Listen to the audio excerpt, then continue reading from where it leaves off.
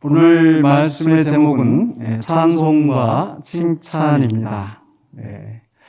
이 부창부수라는 말이 있죠. 부창부수라는 말이 있는데 남편이 노래하고 아내가 따른다는 말인데, 원래 이 말은 예로부터 남편이 현명하고 지혜로워 이를 말하니 부인은 남편을 믿고 따르며 화합하고 가정의 안정을 꾀하였다라는 문구에서 유래하였다고 합니다. 그러니까 남편이 지혜롭고 정의롭게 옳은 일을 주장하고 아내가 따르면 부창부수는 긍정적인 의미로 부부 화합을 뜻하는 아주 좋은 말이죠. 그런데 반대로 부정적인 의미로서 부부가 함께 악한 일을 벌일 때도 이 말을 쓰기도 합니다. 그래서 남편이 지혜롭고 정의롭지 못하면 아내는 그저 부하내동 줏대 없이 따라갈 것이 아니라 남편을 말리고 또 바르게 가도록 하는 것이 현숙한 아내의 모습일 것입니다. 바로 오늘 본문에서 나발의 아내 아비가일이 바로 그러한 여인이었습니다. 첫 번째 장면에서 25장 1절로 13절에서는요, 나발이 또 미련하고 불의하게 다윗의 분노를 일으키는 장면이 나옵니다. 25장 1절에서 사무엘의 죽음을 언급하고 그 다음에 2, 3절에서 다윗이 유다 광야에서 만난 이 나발과 아비가일을 소개합니다.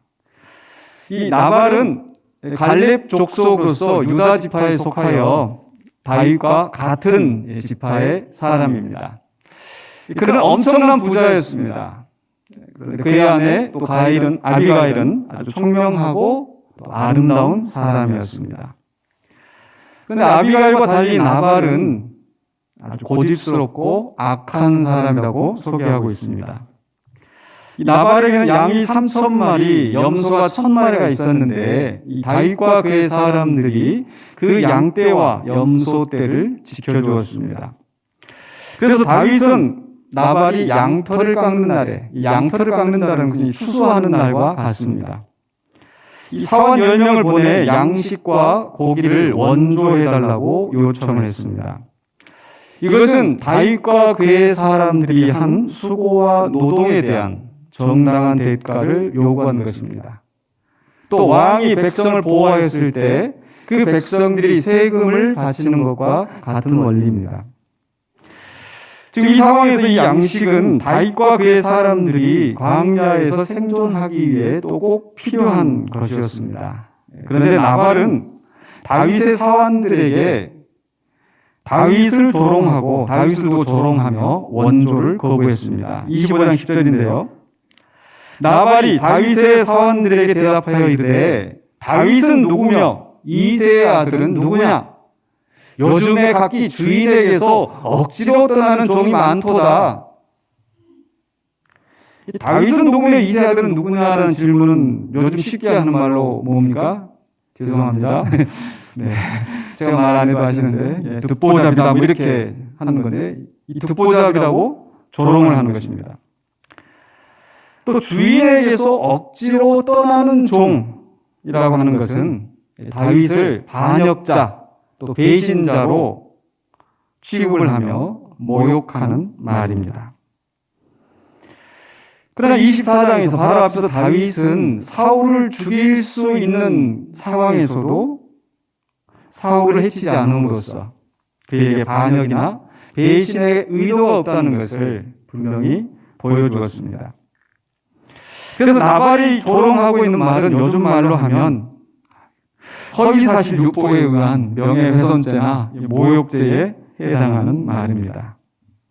이렇게 조롱하며 나발은 다윗의 사람들에게 양식을 원조해주지 않겠다고 딱 잘라서 말합니다. 25장 11절에 내가 어찌 내 떡과 물과 내 양털 깎는 자를 위하여 잡은 고기를 가져다가 어디서 왔는지도 알지 못하는 자들에게 주겠느냐 한지라.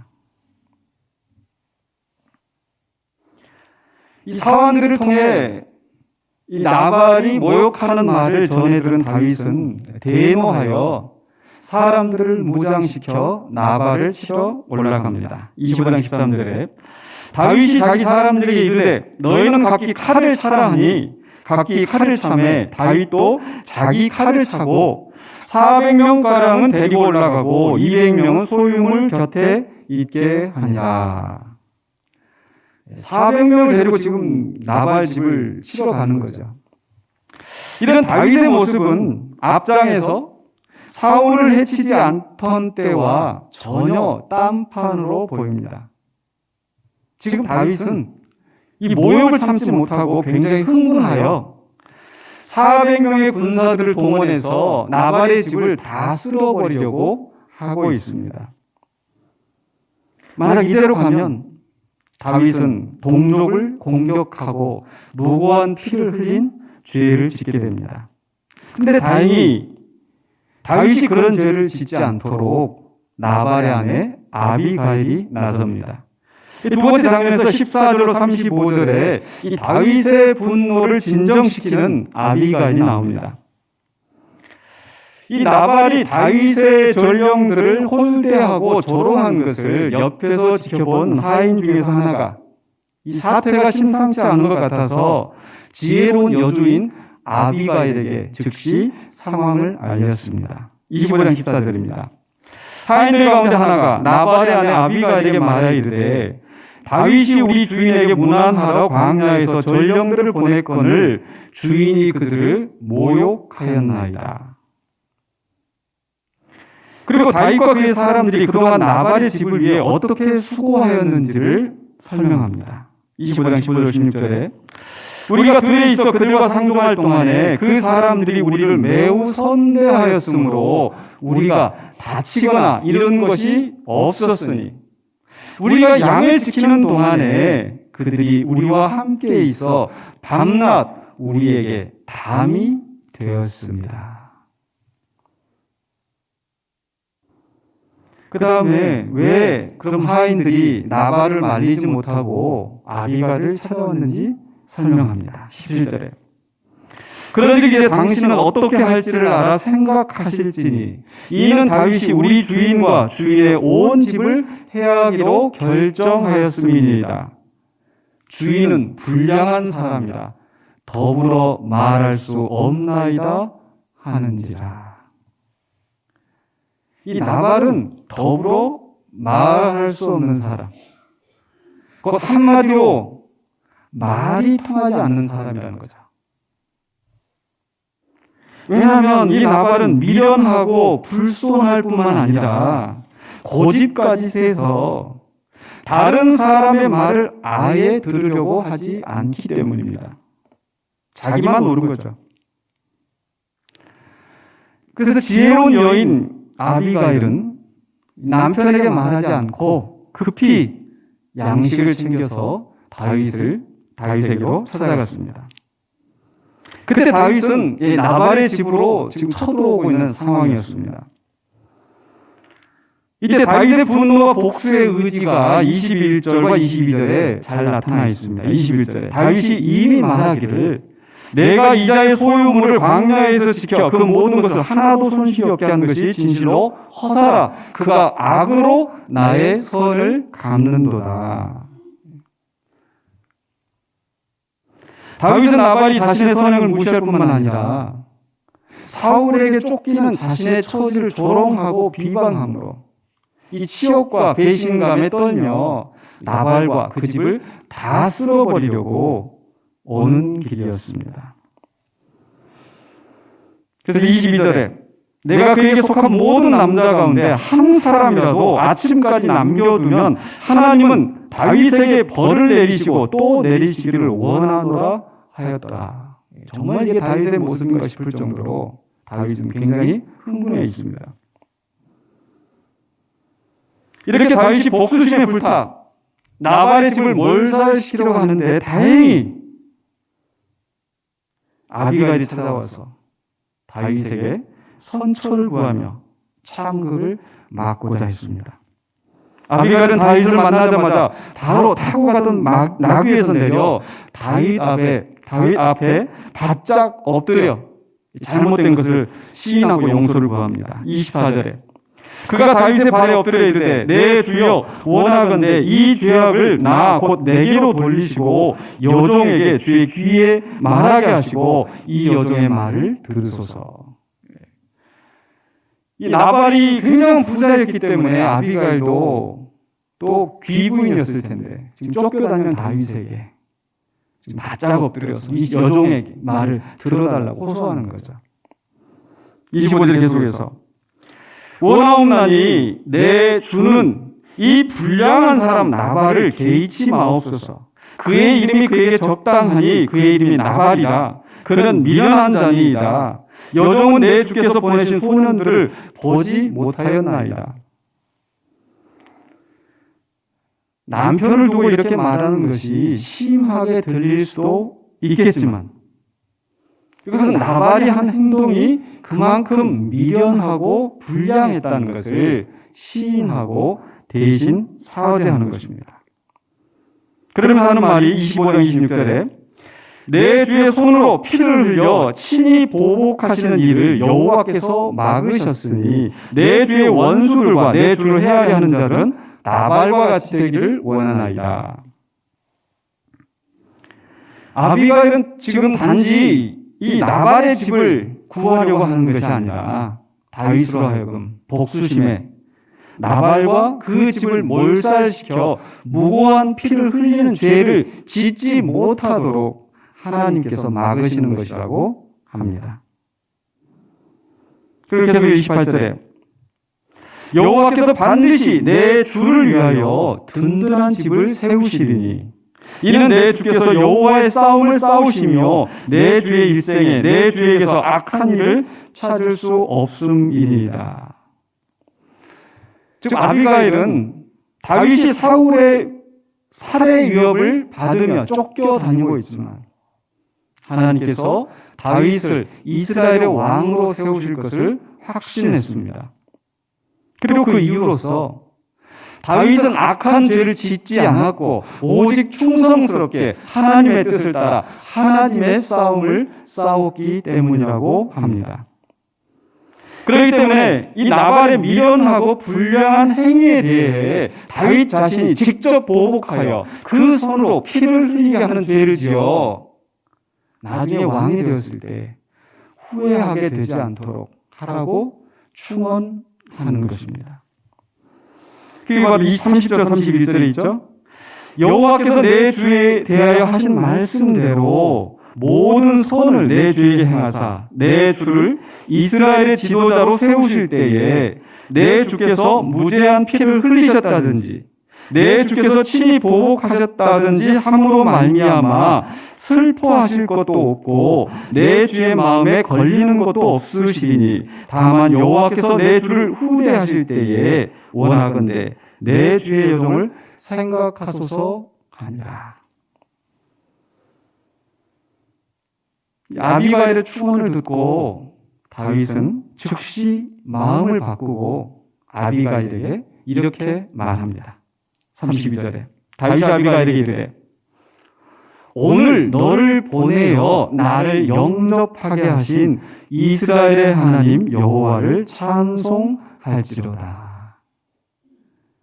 아비가일이 혼자 스스로 한 게 아니라 하나님 너를 보내셨구나.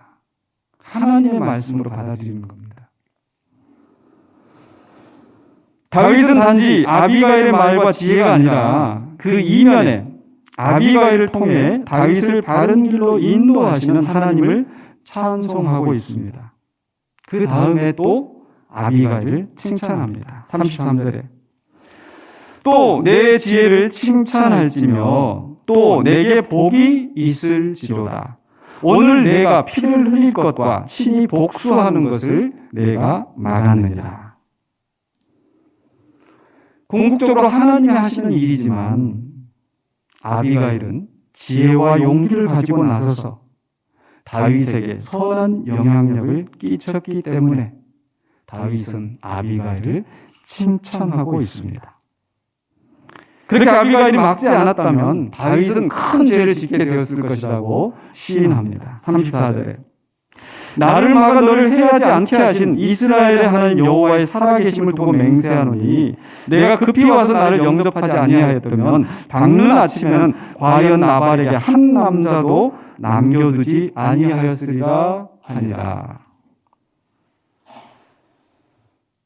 그 다음에 다윗은 이 아비가일이 가져온 것을 받고서 아비가일이 예물을 드립니다라고 했죠. 왕에게 드리는 예물로 그 예물을 받고서 아비가일에게 평안히 가도록 돌려보내고 자신도 그 복수하러 가는 길을 돌이켰습니다.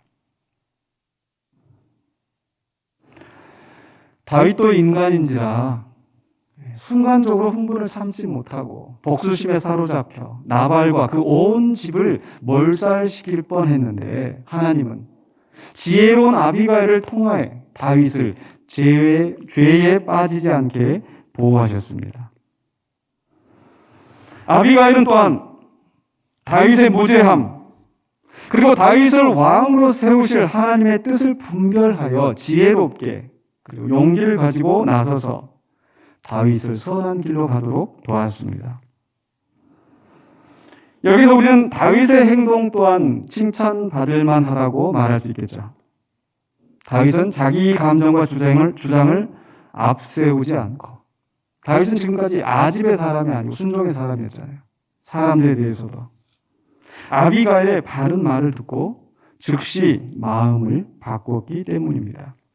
이런 점에서 다윗은 나발과 대조됩니다. 나발은 어떤 사람이었어요? 나발은 미련할 뿐만 아니라 말이 통하지 않은 고집센 사람이었습니다. 또 이런 면에서 나발은 사울과도 같습니다.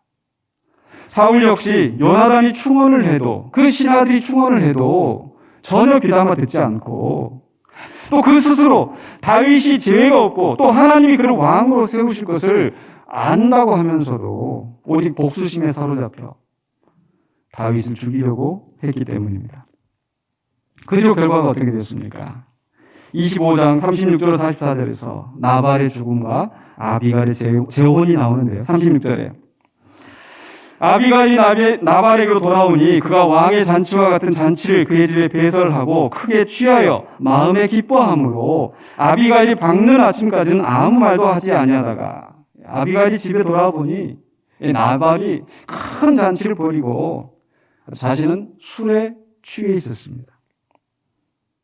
자신의 미련한 행동 때문에 온 집이 다 몰살당할 위기가 있었다는 것도 모르고 태평스럽게 잔치에 술에 취해 있는 남편 나발을 보고 기가 막혔을 것입니다.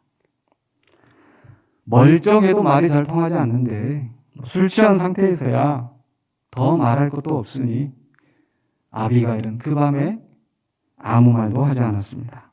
그러나 37절 38절에 아침에 나발이 포도주에서 깬 후에 그의 아내가 그에게 이 일을 말하며 그가 낙담하여 몸이 돌과 같이 되었더니 한 열흘 후에 여호와께서 나발을 치심에 그가 죽으니라.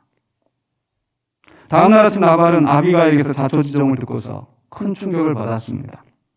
몸이 돌과 같이 되었다는 것은 아마도 요즘 말로 하자면 뇌졸중으로 쓰러져서 식물인간처럼 된 것이 아닌가 하는 생각이 듭니다. 결국 나발은 그 뒤로 열흘 만에 숨졌습니다. 성경은 여호와께서 나발을 치셨다고 합니다. 다윗 역시 나발이 죽었다는 소식을 듣고 하나님이 하신 일이라고 합니다. 39절 상반부에 나발이 죽었다 함을 다윗이 듣고 이르되 나발에게 당한 나의 모욕을 갚아주사 종으로 악한 일을 하지 않게 하신 여호와를 찬송할지로다. 여호와께서 나발의 악행을 그의 머리에 돌리셨도다 하니라. 지금 여기서 다윗은 자신을 모욕한 나발이 죽어서 그걸 보고 기뻐하는 것이 아니라 하나님이 아비가일을 통해 자신을 막으셔서 악을 악으로 갚는 죄를 짓지 않게 하신 것을 두고 감사하며 하나님을 찬송하고 있습니다. 또한 나발에 대해서는 자신이 보복하지 않더라도 하나님이 정의롭게 심판하신 것을 믿고 찬송을 올린 것입니다. 그 뒤에 다윗은 과부가 된 아비가일을 아내로 맞이했습니다. 이렇게 해서 아비가일은 미련하고 고집센 나발 대신에 하나님 마음에 맞는 미래의 왕 다윗의 아내가 되었습니다. 지혜롭게 하나님의 뜻을 분별하고 또 용기를 가지고 나서서 다윗이 악한 길로 가는 것을 막고 선하신 하나님의 뜻이 이루어지게 한 그녀의 행동에 가장 합당한 보상을 받은 것이 아닌가 생각됩니다. 제 말씀을 마무리하려고 합니다. 아비가일이 나서지 않았다면 다윗은 사울과 다름없이 복수심에 사로잡혀 한 집안을 몰살시키는 폭군처럼 되었을 것입니다. 하나님은 아비가일을 통해 그를 막으셨고 아비가일은 하나님의 선하신 뜻을 이루는데 쓰임을 받았습니다. 그래서 다윗은 한편으로 자신을 막아 죄를 짓지 않게 보호하신 하나님을 찬송하고 다른 한편으로 그 일에 쓰임받은 지혜로운 여인 아비가일을 칭찬하였습니다.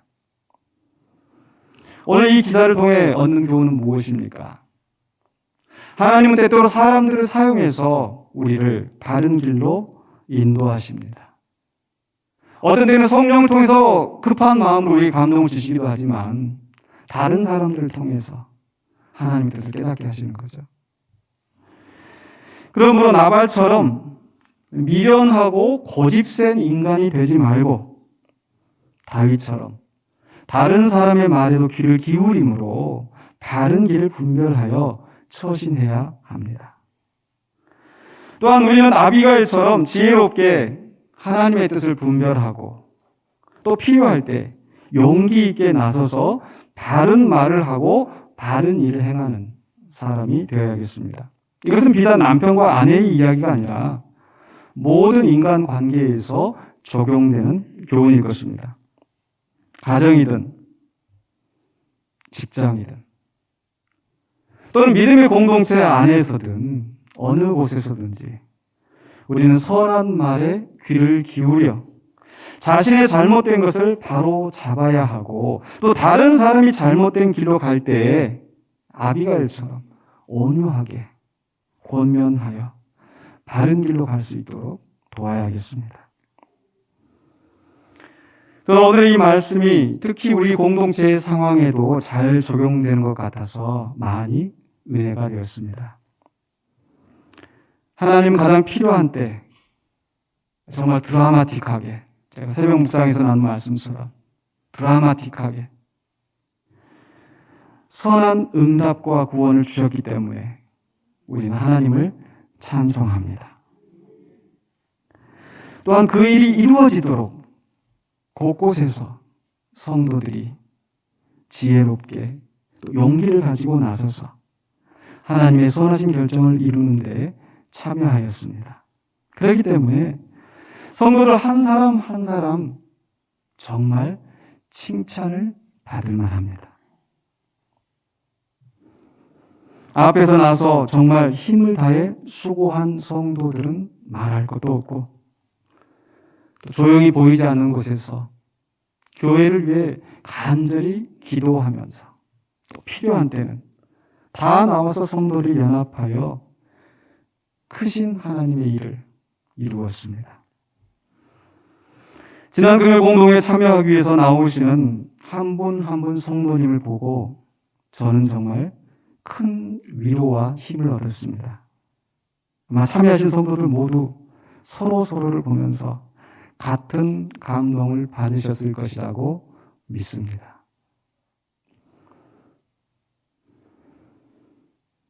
자세히 속을 알면 정말 더 깊은 감동을 받으실 것입니다. 정말 많은 성도들이 앞에서 또 뒤에서 수고하셨고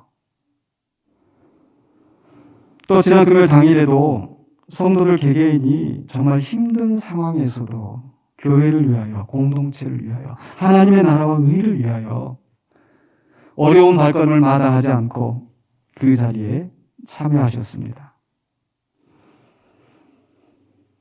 몸을 제대로 가누지도 못할 만큼 육신적으로 힘든 상황에서도 멀리 출장을 가서 도저히 올 수 없는 상황 같은데도 어떤 분은 사고로 병원에 입원해 있는데도 환자복을 입고 겉옷을 입고 외출을 하여서 또 직장에 집안일에 매여 있는 상황에서도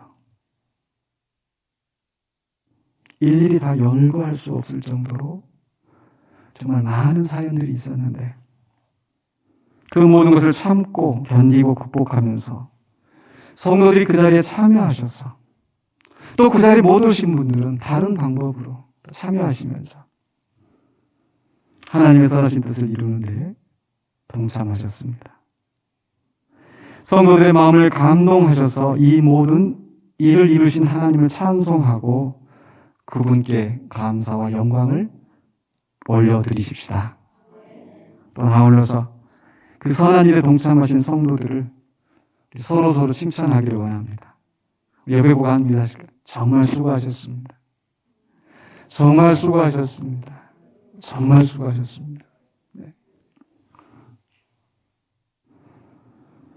저는 우리 공동체 안에서 일어난 이 일이 또 계속해서 주변으로 선한 영향력을 끼쳐 하나님의 나라와 의를 이루는 역사가 있기를 원합니다. 그렇게 되기 위해서 우리 모든 성도들이 다윗처럼 다른 사람들의 말을 경청하면서 선하신 하나님의 뜻을 분별하여 실천하고 또 아비가일처럼 선한 말로 다른 사람들을 권면하며 함께 바른 길로 갈 수 있기를, 그래 우리 안에 찬송과 칭찬이 넘쳐나기를 주 예수 그리스도의 이름으로 축원합니다. 기도하겠습니다.